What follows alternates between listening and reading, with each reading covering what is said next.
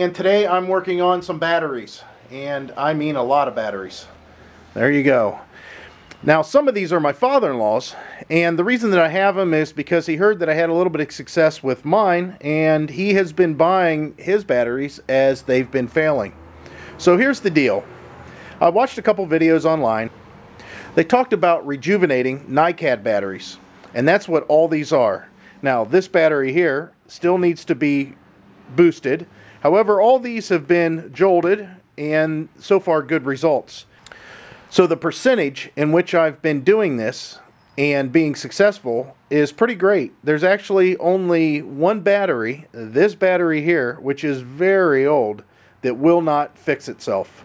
These are all the different drills that I've had over the years, and this is my father-in-law's drill. And I'm going to basically show you what it takes to rejuvenate these batteries.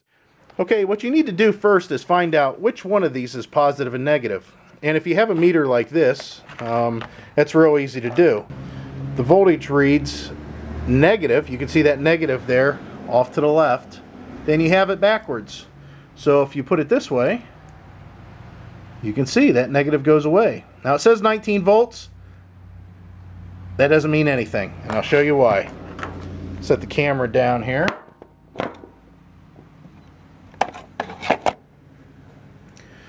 Even though it says 19 volts, wow, come on.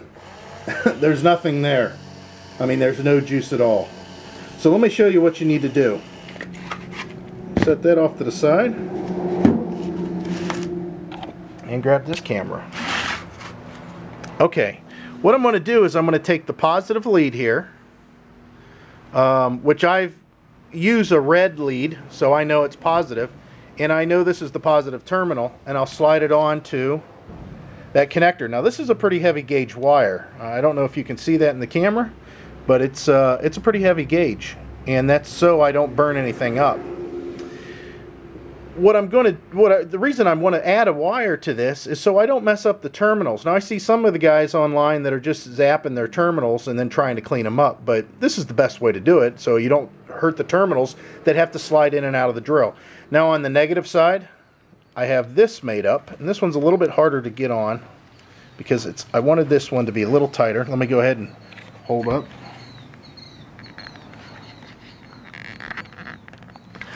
Alright, so you can see that one's on there, and this is the one, this just has a straight solid copper wire to it, and this is the wire that I zap with the welder.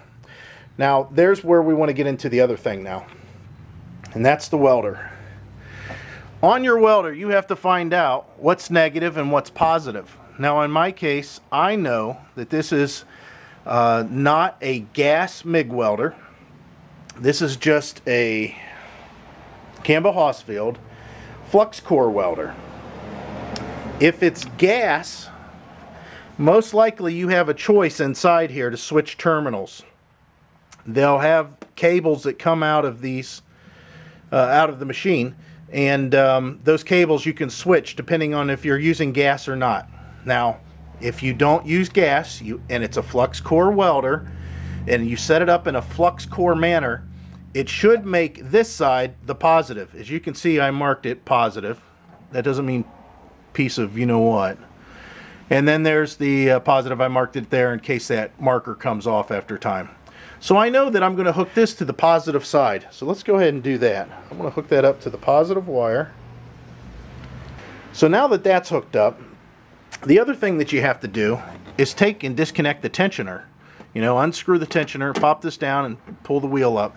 That way there's not a wire feed, because you realize we're not welding, we're not using any wire. It might burn off a little bit of the wire, but we're not using it to where it needs to be pushed out. Also, what I do is I turn the speed all the way down so the motor's not running for no reason. And then lastly, whenever I do this, I turn the voltage all the way up. Now I have 4 settings, and I turned it all the way up to the highest. Then I make sure that I have a little bit coming out here, and all I do is just strike this just a few times, and there's not a lot of science to what I'm doing. And I mean, I may be hitting it too many times, I might not be hitting it enough times. I just do it to where I feel as if it's correct. And on an 18 volt battery, I usually hit it about 6 or 7 times. And then I feel the battery to make sure it's not overheating. You can see it's not sparking horribly, but there is voltage going in there. Each time that I do that, there's voltage being introduced into all the batteries.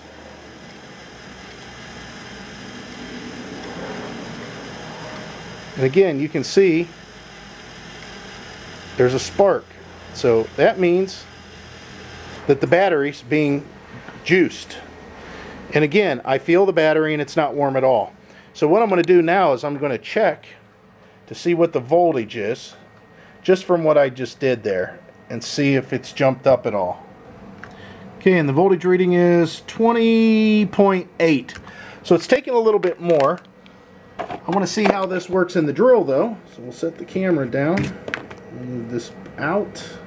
Again, this wire I can tell is quite a bit looser than it was, but I've been using it quite a bit. And you can see now, it's got a lot more juice. It's still stopping, but it's got a lot more juice. So what I'm going to do is I'm going to hit it one more time. Okay, so I have this set up again, and we'll go ahead and hit it with the welder.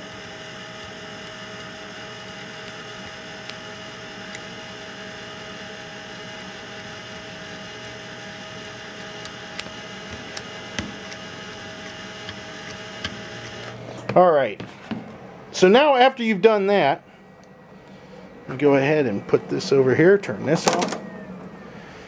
What you want to do is take the battery and put it on its charger and let the charger do its full charge.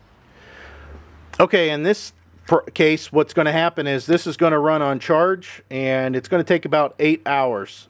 So I'll come back to this and show you what it's done as far as being rejuvenated. So stay tuned.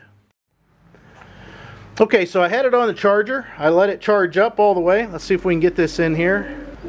Okay, you're reading 19.50, and I think that's probably a little bit lower than it should be because I had run the drill. So let me go ahead and show you what I did here. You can see, damn, that burned my hand. I mean, it's full power now. It's got everything it wants. It's even chewing up that rag. So you can see that's a success. I'm really happy with the results, and I would think that you would have the same results with yours. Okay, so all the results came out great. As you can see, I have quite a few batteries now that are back to being close to normal. I think that the lithium ions are definitely far better batteries because I have a couple of small tools here, and you can still see my pile of drills. These two little 12 volt things, I use these to death and I haven't had any problems with them. I'm surprised by how much power they have, number one. Number two, how long they last. Number three, how the batteries haven't deteriorated whatsoever.